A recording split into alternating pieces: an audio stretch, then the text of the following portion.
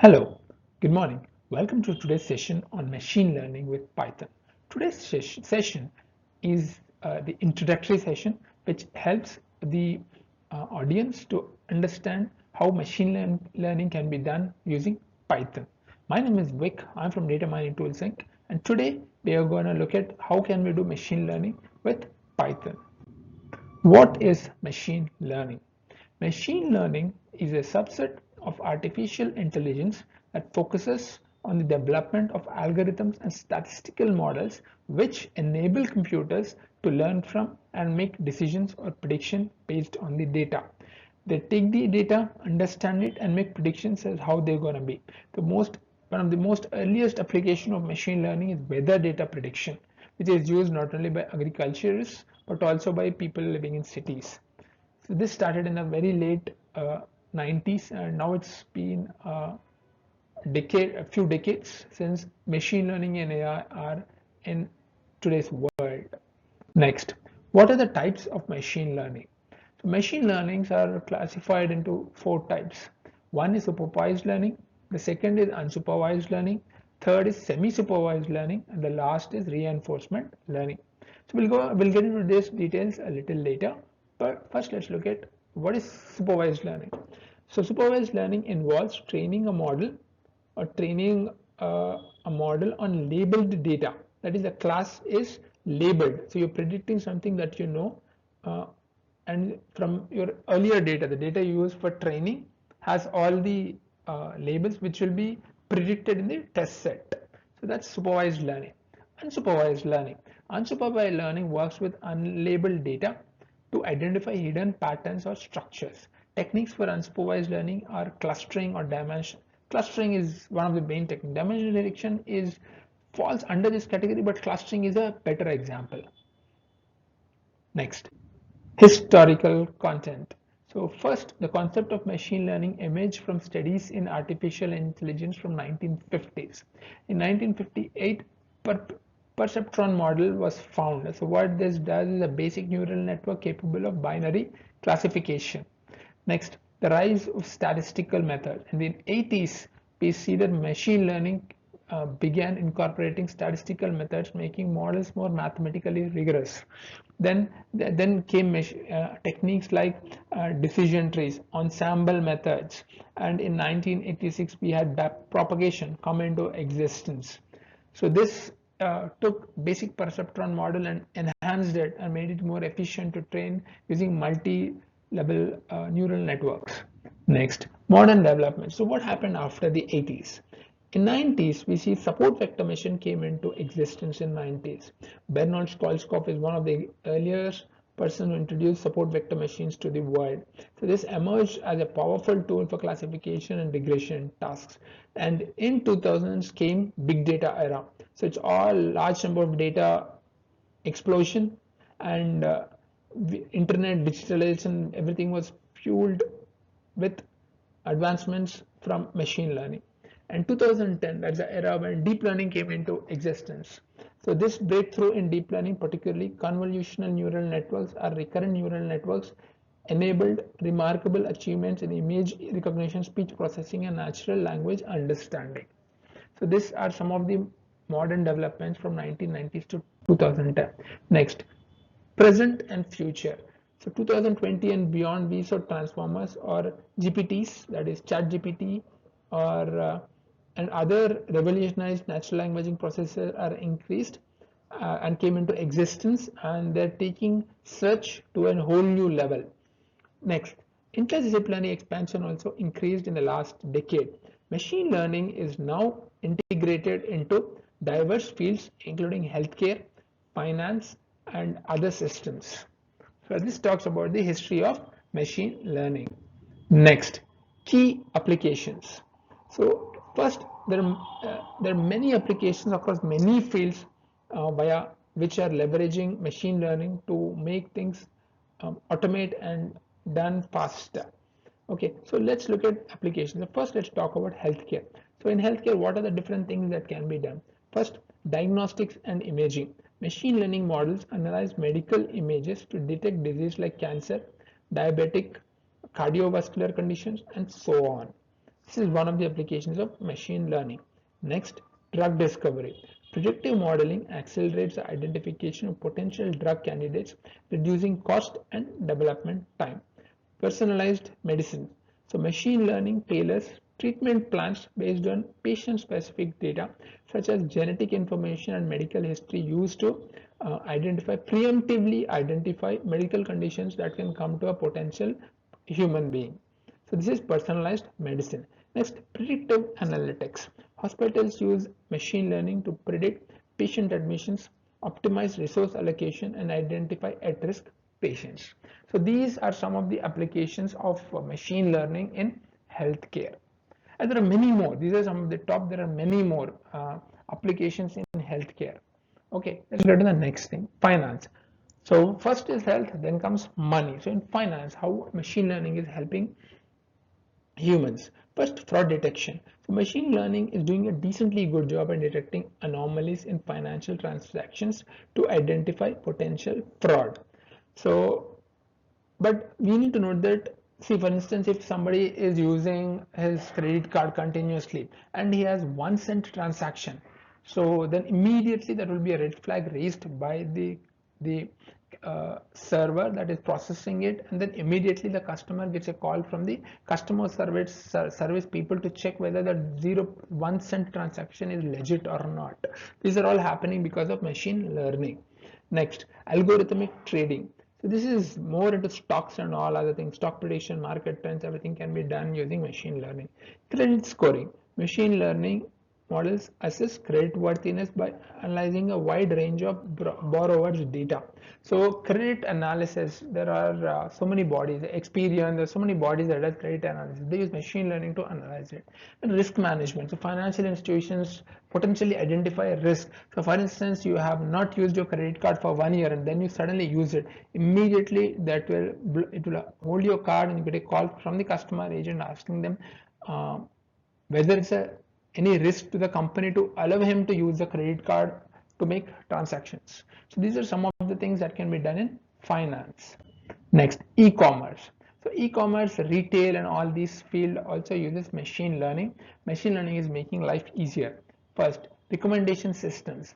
Recommendation systems platforms like Amazon and Netflix use machine learning to provide personalized product and content recommendations. So recommendation is nothing but if person X brought this, how good is a person Y going to buy the same product. So based on the previous interactions in the history of the data, you make the prediction for the future whether the new person is going to use this or not. Next, demand forecasting, which is by retailers a lot. See how the inventory is going, and then based on the sales, identify from which storage facility it needs to ship to the store, and all the demand forecasting detail. Customer sentiment analysis is nothing but customer service feedback and reviews to improve product service.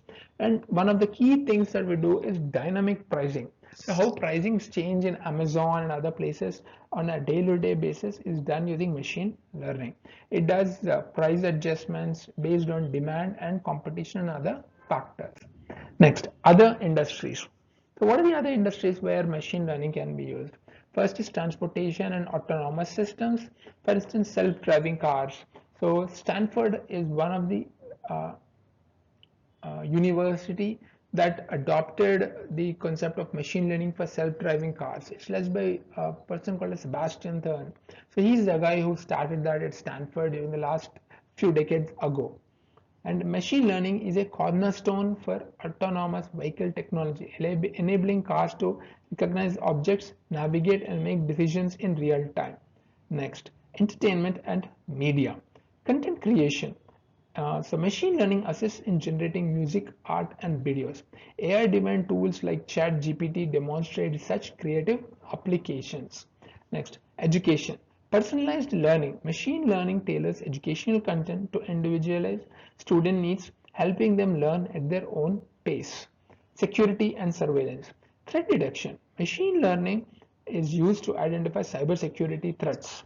So it depends on whether if there is more traffic coming to the server from a specific location, it smartly blocks the traffic and does not let the site go down.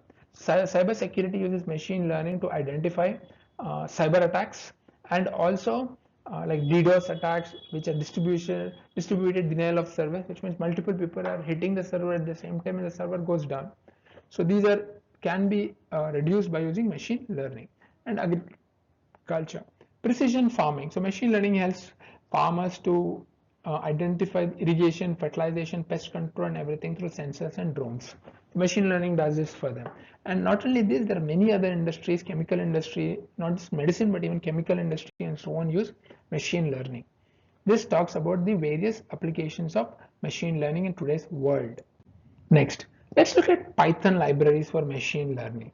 So there are many Python libraries out there, but we'll talk about the top 4 libraries that are used for machine learning. First is NumPy. It's called Numerical Python. It's a library for numerical computing. It provides support for multi-dimensional arrays and a collection of mathematical functions to operate on these arrays. Key features of NumPy: efficient array manipulation. Mathematical operation includes operations such as matrix manipulation, statistical computations, and linear algebra, and random number generation used for creating synthetic data sets and initializing model weights. For instance, look at the example. It says import NumPy as NP, then create the array ARR is equal to NP.array, print ARR, and perform operations on ARR, the data set that stores the arrays. You perform operations on that. This is the example of NumPy. Number 2, Pandas. Pandas is a library for data manipulation and analysis. It provides data structures such as data frames and series that make handling structured data easy and intuitive. So what are the key features of Pandas? That is data frames. These are tabular data structures with labeled axes, rows, and columns. So rather just having, you have table data structures like a table X and Y, like a matrix, but it is a table data structure. Next, data cleaning. Functions are there for handling missing data, filtering, and reshaping the data. So you do a lot of data cleaning to get the data into proper format, so you can perform machine learning on it. And Pandas integrates well with NumPy, Matplotlib, and other libraries. Let's go to the third one, Matplotlib. So what is Matplotlib? Matplotlib is a plotting library in Python. So what you can do with this is, it's a plotting library used for creating static, interactive, and animated visualizations. So it is often used to explore data and communicate results effectively. So what is explore data? Once you have the data, you can plot the data. If you do a 2D plot of the data, you can understand how well the data is distributed. And communicating results. So when you have your analysis done, prediction is done, you can access Matplotlib to present the predicted data. So it is used for data and communicating results. So 2D graphs, line plots, bar charts, histograms, scatter plots, and so on. It has a provision for customization. You can control over every aspect of the plot. And integration, it works well with Pandas and NumPy. So this is Matplotlib, and it is used for graphical purposes or visualization purposes. Next, the last one here in this set of libraries for machine learning in Python is scikit-learn. This started in 1990s. 1990, I don't exactly have the date, but sometime in the 90s this has been started in Python, and now it's one of the most popular machine learning library in Python. So scikit-learn is a machine learning library that provides simple and efficient tools for data mining and analysis. It supports both supervised and unsupervised learning and integration, and integrates well with other Python libraries. Let's look at one, algorithms. What are the different algorithms that are there in scikit-learn? So you have implementations of algorithms such as linear regression, decision trees, clustering, support vector machines, and more. You have pre-processing tools for feature scaling, encoding, and data splitting.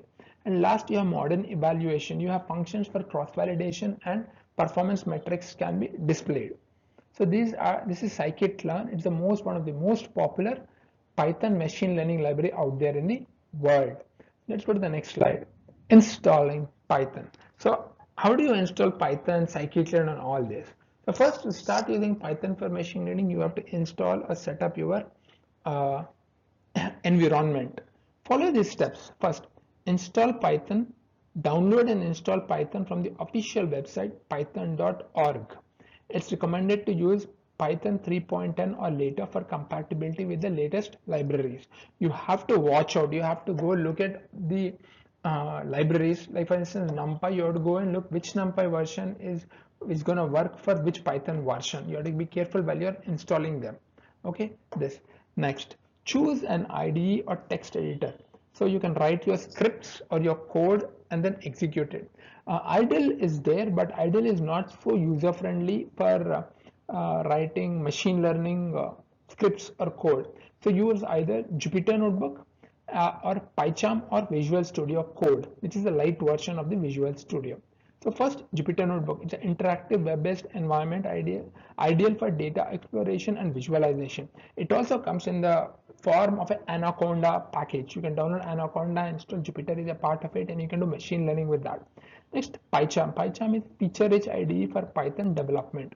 And VS Code is a lightweight editor from Microsoft for Python, which has Python extensions, can be used for writing code.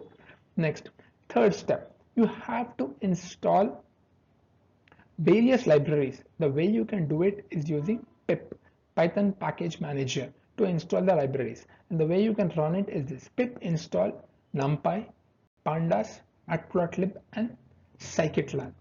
So this is how you install Python and get your environment ready. Next, now let's get into types of machine learning. So you looked at Python, you looked at the packages. Now let's look at what is machine learning. Please note that this is an introductory presentation, so not all the details of machine learning will be there, but in the future sessions I'll try to include more descriptions and details on machine learning techniques, but we'll have a brief overview in this presentation. Machine learning is a subset of artificial intelligence that enables systems to learn and make decisions based on data.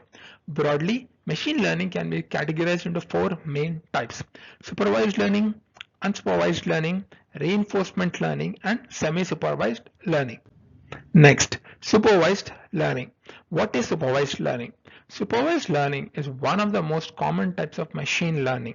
In this approach, the model is trained using labeled data where the input feature and the corresponding output targets are provided.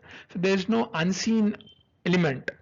So the data is labeled, and the class or the attribute that you're using as a class has data which is provided to the model in the training set, and there are no so that's what it does. The objective here is to learn a mapping function that relates inputs to outputs, enabling the model to make correct predictions on new unseen data. But it's an unseen data, but it's of the same class or category. You'll understand it when we get into all the details later. Okay, key concepts: labeled data. Each training example includes both input features and the output label. So it only works, supervised learning works with labeled data. If you have unlabeled data, supervised learning fails. Okay, it doesn't do well. Training and testing. The data set is divided into training set for learning and a testing set for evaluating performance. Objective. The objective of this technique, supervised learning, is minimize the error between predicted and actual outputs. What are some common algorithms for supervised learning? First one is linear regression. Linear regression is used for predicting continuous values like house prices. Next, logistic regression, used for binary classification problems like span detection. Next, decision trees, non-linear models that split data based on the feature, and these are used for determining whether it is sunny or hot out there on a given day. Next, supervised support vector machines. These finds a hyperplane that divides the data into two, positive and negative examples, and based on the data located close to the example, it's going to predict. So for instance, if the test data is close to negative, it's going to predict negative. Neural networks is just like it mimics the human brain. It's used for computing, and so many applications are there for neural networks. Next, applications of supervised learning. Applications of supervised learning. First, fraud detection. So here it identifies fraud transaction based on historical data. So these are labeled data and easy to identify fraud. Health check, predict diseases on the outcome based on patient data, cancer prediction, and more. Stock price prediction based on financial data, financial forecasting. of financial trends using historical market data. So these are some of the applications of supervised learning. Example of supervised learning. So let's see a small Python script here which does supervised learning. First, from scikit-learn, it imports model selection, that is train and test split. Next, from scikit-learn, it improves the linear model, linear regression, and from scikit-metrics, it's gonna import mean squared error. Next, we have sample data x and y, input features and target values. Next, we split the data into training and testing. After that, we train the linear regression model. So model is equal to linear regression. Model dot fit x train and y train. So train data is sent to the model. Next, we make prediction. In predictions, we say model dot predict and pass x test. And after that, it prints the mean squared error. So this is a simple script to do supervised learning. Let's go to the next one, unsupervised learning. So unsupervised learning, the model is trained on data without labeled output. So the goal is to identify hidden patterns, structures, and relationships within the data. The type of learning is useful when the dataset lacks predefined labels or categories. So key concepts: unlabeled data. Only input features are provided and no target output exists. So it's going to predict something that it has not seen.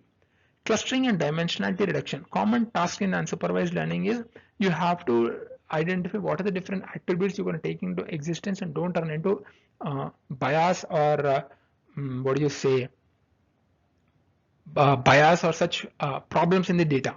Okay, objective, discover meaningful patterns or groupings in the data.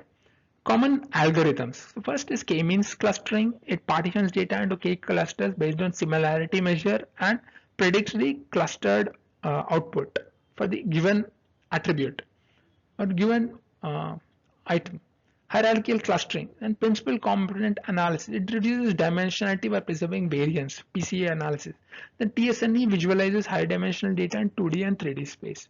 Next, unsupervised learning. In unsupervised learning, applications are for unsupervised learning: customer segmentation, grouping customer based on purchasing behavior; anomaly detection, identifying outliers in network traffic or financial transaction; recommendation systems, suggest products or content based on user preferences.